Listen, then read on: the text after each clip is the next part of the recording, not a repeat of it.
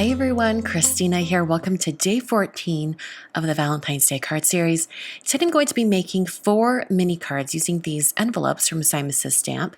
These are the Schoolhouse Red mini envelopes, and I made a few mini cards a while back. I'll link those up in the top corner, and I love them so much that when I saw this Up With Love stamp set from Mama Elephant, I knew I had to make some more mini cards. So I'm going to start with some watercolor paper. This is Canson XL watercolor paper.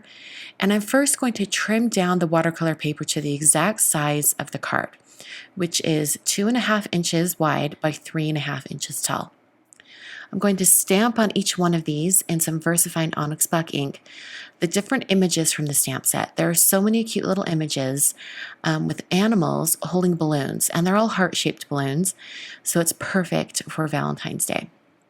Each one of these, I'm kind of positioning the image where it fits best for how it's set up. So that little chick holding that balloon, he would probably be sitting on something. It looks like he's sitting. The bear is off to the side, and then this fox is off to the side as well. So each one of these is stamped in that black ink, which is a waterproof ink. It's perfect for watercolor. Here are all of my cards. Before I get to the painting, I'm going to kind of sketch out where clouds will be on each one of these. Since the animals are sort of being floated up in the air by the balloons, I figured it would be nice to have the clouds right behind them and not have any ground in the picture. So I'm just drawing some fluffy clouds with flat bottoms. I think it's just fun to have a flat bottomed cloud. It looks a little bit different. So I'm just sketching on some clouds. On this one with that bird, looks like he's sitting down. I did a curved edge to show the ground that he's sitting on. And then I sketched on those clouds. And I just added clouds to every single one of these. And I'm going to be painting the sky all at the same time on all 4. So the coloring medium I'm using today are Caran Brush Marker Pros. These are some markers that are water activated, so you can scribble with them on a very slick surface. I'm using a palette here from Art Impressions, or you're going to see here in a minute when I start painting the actual images that you can go directly to your watercolor paper. So I did a really flat blue shade for the sky on each one of these. I'm using a size 4 round brush from Silver. At this point, I will eventually go to a smaller brush. In fact, I think with this sky one that I'm painting here, I might even switch to a larger brush. I can't quite remember.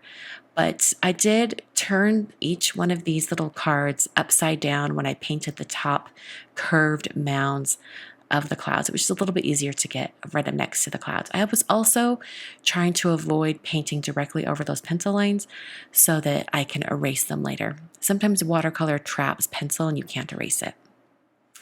All right, so I've got all of the clouds painted in, or rather the sky around the clouds. Then took my Arch foam eraser and erased any of the pencil lines that I could. And then I'm going to go directly into painting each one of these animals with the balloons.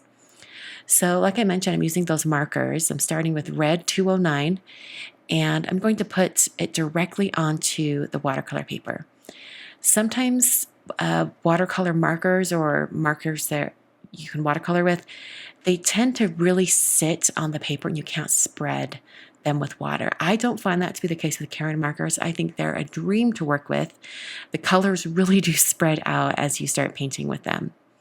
So this first color was 209, and then I'm going to come in with Burgundy 075 and add some shading down at the bottom of the balloon and just a little bit up on the top curve. And this is going to give a little bit more dimension. You notice that I left a white area right there to sort of imply that there's a highlight on the balloon. Each one of these balloons on all 4 cards will be painted the same. So I'll skip over the color selections for those once we get to them. Starting with a nice brown shade for the bear. And like I did before, I'm just coloring on in the darkest areas and then using a wet brush to spread it around. At this point, I'm using a size 2 brush because it's a little bit smaller and easier to get into all those little tiny crevices. I'm adding more and more shading onto this bear. And then eventually I switched to a darker brown so that I could add some more shading. So this is the color Henna, and I'm adding darker brown into the areas that would be the most shadowed. So down at the bottom, the underside of his arm, places like that. And I'm not trying to be super precise with where the shadow is located. I just want to have a little bit of color differentiation between these different areas. So I'm adding more of that on. So after I have his head kind of colored in, I'm going to keep the area wet while I add a blush color. And I'm going to do that here in a minute, mostly because I want to add a little bit of that pink and have it kind of spread out on its own. And you can also coax it with a wet brush, but I did want it to sort of kind of bloom and spread on the wet paper. So I'm adding in more of the shadow, just making sure I get all the color in before I bring in that blush on his cheeks. And just adding that darker shade on either side of his head just works wonders. Okay, so I'm bringing in that pink. It's spreading just a tiny bit. I'm going to actually add a little bit more here in a minute because I put it on and it gave a tiny little blush, but it wasn't enough. And so I'm going to come back and while it's wet, just add more of that on. And then I'll come in with my brush and just a little bit of water and really spread that out. For any areas where there was a little bit of a waterline, I just tried to massage that out a little bit. I'm coming in with a very, very dark brown now and adding that color on the bear's feet. And I'm also going to use that same color on the ears. That's just going to finish off our little bear. Cleaning up that arm a little bit, and then we're going to be done for this one. So I'm going to be going on and painting the rest of the animals in the same fashion, coloring directly onto the watercolor paper and then spreading it out with a wet brush. I'm going to turn on some music so you can enjoy the painting, and I will be back when the painting is finished.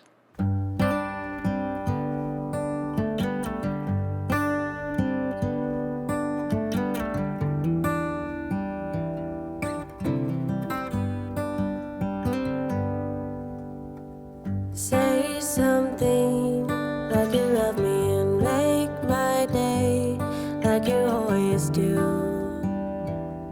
like you always do. Hold my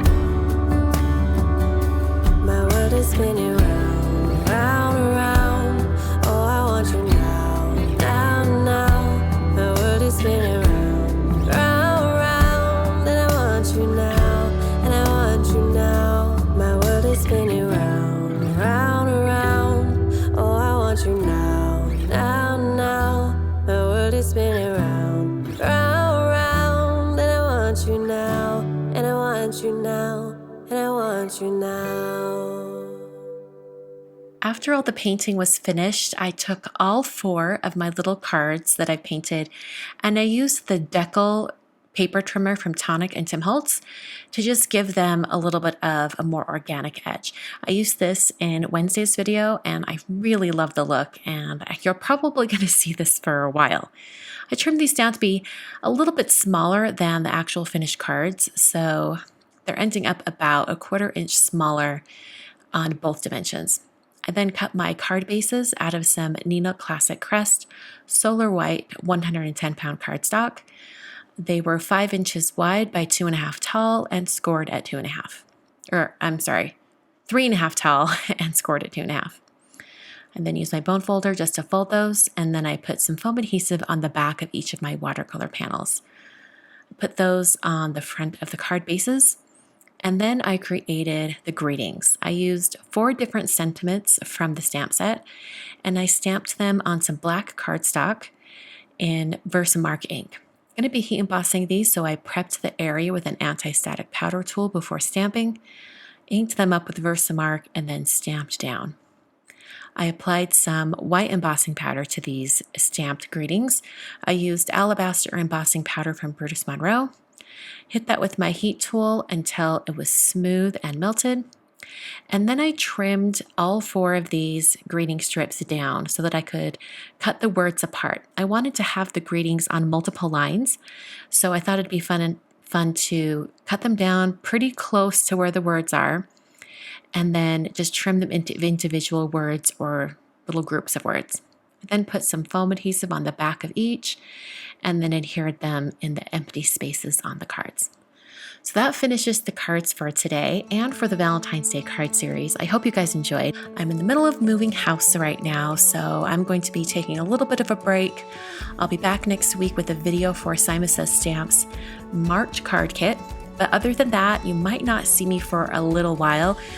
Please go back in my video catalog here at YouTube and check out some old videos, see what you like. And of course, leave me suggestions down in the comments for things you'd like to see me do in the future. Thanks so much for watching, and I will see you guys in another video hopefully soon.